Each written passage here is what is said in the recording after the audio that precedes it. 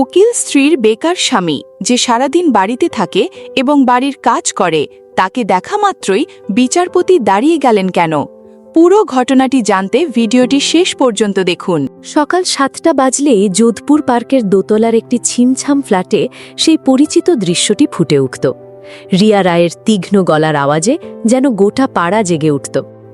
Rakib, coffee কোথায়? ভুলে যেও না, আজকে সেশন কোর্টে আমার একটা খুব বড় শুনানি আছে।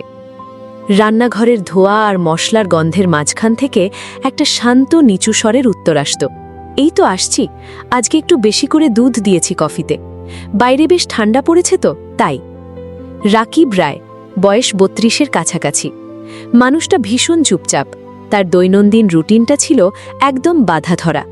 সকালে উঠে রান্নাবান্না, ঘর ঝাড়ু দেওয়া, বাজারের থলি হাতে নিয়ে বাজারে যাওয়া, আর বিকেল হলেই বারান্দার ওই পুরনো আমলের ইজি চেয়ারটায় বসে মোটা মোটা বইতে মুখ গুজে পড়ে থাকা।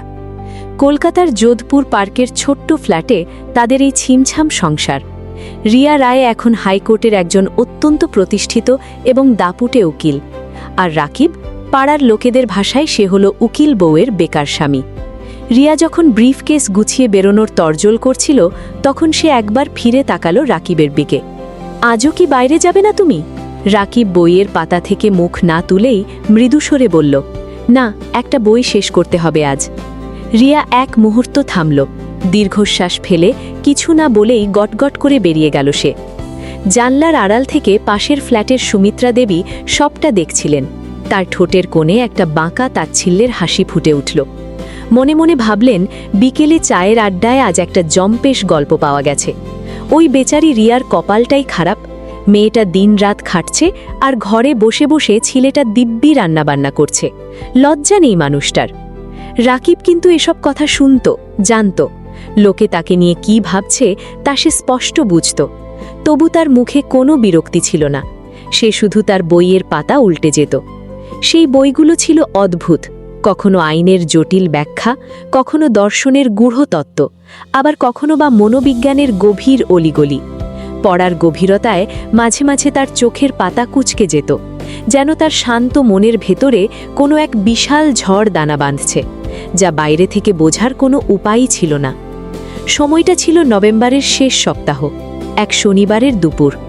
রিয়া রায় তখন কলকাতা হাইকোর্টে একটি অত্যন্ত হাই প্রোফাইল মামলার লড়াইয়ে ব্যস্ত। আসামি ছিলেন প্রভাবশালী নির্মাণ ব্যবসায়ী সুবোধ কুণ্ডু। তার বিরুদ্ধে অভিযোগ ছিল মারাত্মক, বিশাল এক জমি জালিয়াতির মামলা। রিয়া ছিলেন এই মামলায় বিপরীত পক্ষের উকিল।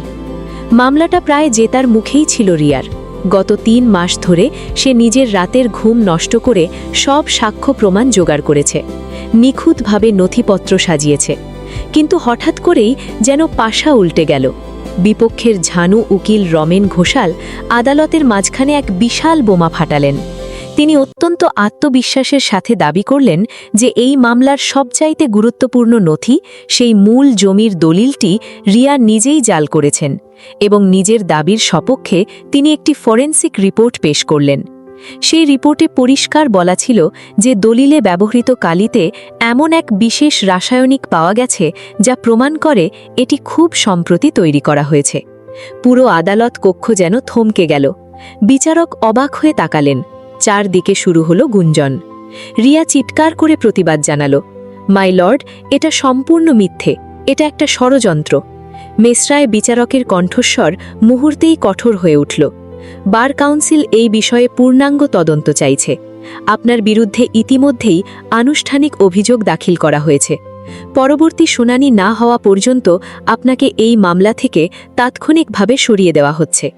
রিয়ার পায়ের তলা থেকে যেন মাটি সরে গেল। সে পাথরের মতো দাঁড়িয়ে রইল সেই জনাকীর্ণ এজলাসে। সেদিন রাতে যখন রিয়া বাড়ি ফিরল, তার মুখ ছিল ফ্যাকাশে, চোখ দুটো কোটরে ঢুকে গেছে। রান্নাঘর থেকে পেঁয়াজ ভাজার একটা মিষ্টি গন্ধ ভেসে আসছিল। রাকিব তখন রাতের খাবার তৈরি করছিল। রিয়া কোনো কথা না বলে ধপাস করে সোফায় বসে পড়ল। রাকিব তার অস্বস্তি বুঝতে পেরে কাছে এসে বসল। কি হয়েছে রিয়া? রাকিব নিচু গলায় জিজ্ঞাসা করল। রিয়া বাঁধ ভাঙা কান্নায় ভেঙে পড়ল। সব কথা খুলে বলল সে।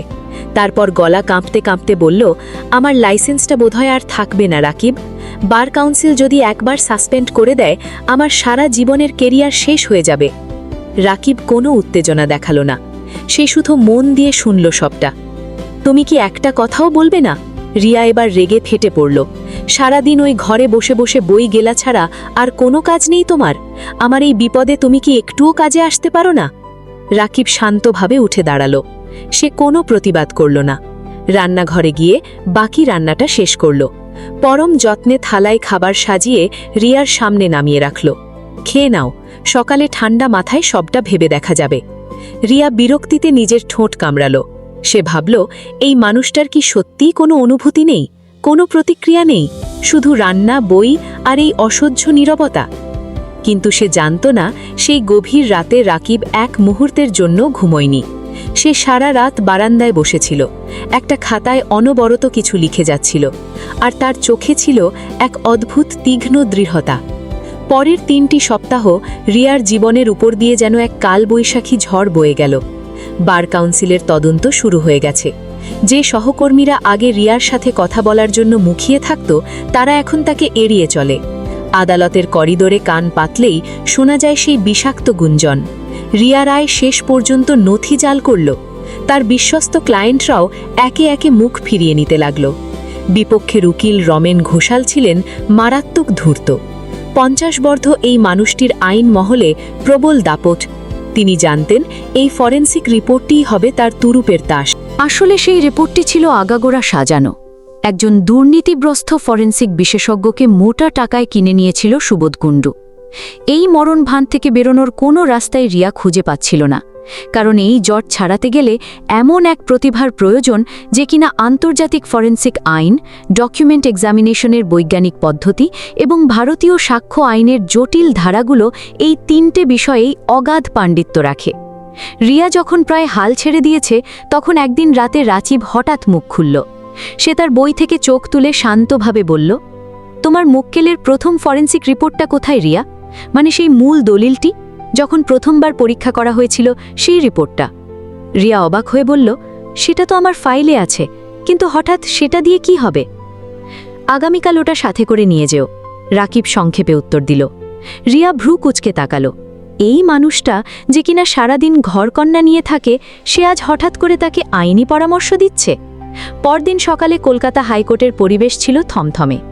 বার কাউন্সিলের কঠোর নির্দেশ অনুযায়ী রিয়া নিজে আজ তার নিজের হয়ে সওয়াল করতে পারবে না, তাই একজন প্রতিনিধি উকিল খুব দরকার ছিল।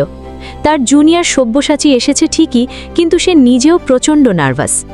আদালতের গেটে রিয়া যখন কিংকর্তব্য বিমূঢ় হয়ে দাঁড়িয়েছিল, তখন পেছন থেকে একটা গম্ভীর কণ্ঠস্বর শুনতে পেল, ফাইলটা এবার আমার হাতে দাও রিয়া। রিয়া চমকে ঘুরে তাকালো। সামনে রাকিব দাঁড়িয়ে, একটা সাধারণ স্ত্রী করা সাদা শার্ট, গাঢ় নীল প্যান্ট আর অবাধ্য চুলগুলো সামান্য এলোমেলো। হাতে তার কিছু নথিপত্রের প্রিন্ট আউট। রাকিব, তুমি এখানে কেন? রিয়া প্রায় ফিসফিস করে উঠল। তোমাকে বাঁচাতে এসেছি রিয়া। রাকিবের গলায় এক অদ্ভুত নিশ্চয়তা।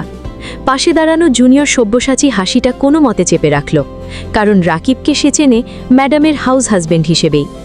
করিডোরে দাঁড়ানো অন্য উকিলদের মধ্যেও গুঞ্জন শুরু হলো। একজন অন্যজনকে ইশারা করে বলল, দেখো দেখো, উকিল বউয়ের বেকার স্বামী নাকি আজ কেস লড়তে এসেছে। চারপাশে একটা চাপা উপহাসের ঢেউ খেলে গেল। রাকিব সব শুনল, দেখল, কিন্তু তার মুখমণ্ডলে কোনো বিকার নেই। এজলাসে বিচারক মহাশয় মিহির সেনগুপ্ত বসেছেন। তিনি বাংলার আইন জগতের এক অত্যন্ত সম্মানিত ও কড়া মানুষ। বিপক্ষের রমেন ঘোষাল তার সহকারী উকিলদের বিশাল বাহিনী নিয়ে প্রস্তুত। ঘোষালের মুখে সেই চিরাচরিত বিজয়ী হাসি। বিচারক ঘোষণা করলেন, আজকের শুনানি শুরু হচ্ছে। আসামি রিয়া রায়ের পক্ষে উকিল হিসেবে কে উপস্থিত আছেন? সব্যসাচী আমতা আমতা করে উঠতে যাচ্ছিল, কিন্তু রাকিব তার হাতটা চেপে ধরে তাকে থামিয়ে দিল। রাকিব ধীর স্থির পায়ে উঠে দাঁড়াল। মাই লর্ড, আমার নাম রাকিব রায়। আমি আজ রিয়া রায়ের পক্ষে সওয়াল করতে উপস্থিত হয়েছি। পুরো আদালত কক্ষে এক মুহূর্তের জন্য নিস্তব্ধতা নেমে এলো। তারপর শুরু হলো চাপা ফিসফাস। ঘোষাল একটু ঠাট্টা করে জিজ্ঞেস করলেন, মিস্টার রায়, আদালতের সময় নষ্ট করবেন না। আপনি কি আদৌ একজন এনরোলড অ্যাডভোকেট? হ্যাঁ মাই লর্ড, আমার এনরোলমেন্ট নম্বর হলো 2026 C 4852। রাকিব অত্যন্ত স্পষ্ট স্বরে বলল। বিচারক তার ক্লার্ককে নির্দেশ দিলেন নম্বরটি যাচাই করতে। ক্লার্ক কম্পিউটারে সার্চ করে কয়েক সেকেন্ড পর স্তম্ভিত হয়ে বলল, হ্যাঁ মাই লর্ড, এই এনরোলমেন্ট নম্বরটি সম্পূর্ণ ভ্যালিড।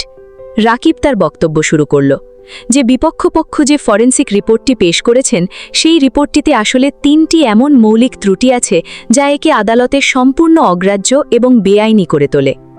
রাকিব যখন আয়রন গল ইঙ্ক সার্টিফিকেশনের মেয়াদ, আইএসও স্ট্যান্ডার্ড সহ সব যুক্তি দিয়ে শেষ তুরুপের তাস চাললেন, তখন পুরো আদালত স্তব্ধ হয়ে গেল। শেষ পর্যন্ত বিচারক রিয়ার বিরুদ্ধে সব অভিযোগ খারিজ করে দিলেন। শুনানির পর করিডোরে জর্জ ম্যাথিউর সাথে রাকিবের দেখা হয় এবং 15 বছর পর পুনর্মিলন ঘটে। জর্জ ম্যাথিউ সবাইকে রাকিবের অতীত প্রতিভার কথা জানান। সেদিন সন্ধ্যায় রিয়া রাকিবের কাছে সব জানতে চায়। রাকিব তার অতীতের অপরাধ বোধের কথা খুলে বলে। 3 মাস পর জর্জ ম্যাথিউ আবার আসেন এবং রাকিবকে বড় মামলায় সাথে নিতে চান। রাকিব রাজি হয় ঘরে বসে স্ট্র্যাটেজি তৈরি করে দেবেন বলে। পাড়ার সুমিত্রা দেবীরা এখনও ভাবেন উকিল বউয়ের বেকার স্বামী, কিন্তু তারা জানেন না ওই ছোট্ট ফ্ল্যাটের ভেতরেই তৈরি হয় দেশের সবচেয়ে বড় বড় মামলার রায়। সব শব্দ করে আসে না, কিছু ঝড় আসে একদম নীরবে, আর সেই নীরব ঝড়ই বদলে দেয় গোটা ইতিহাস।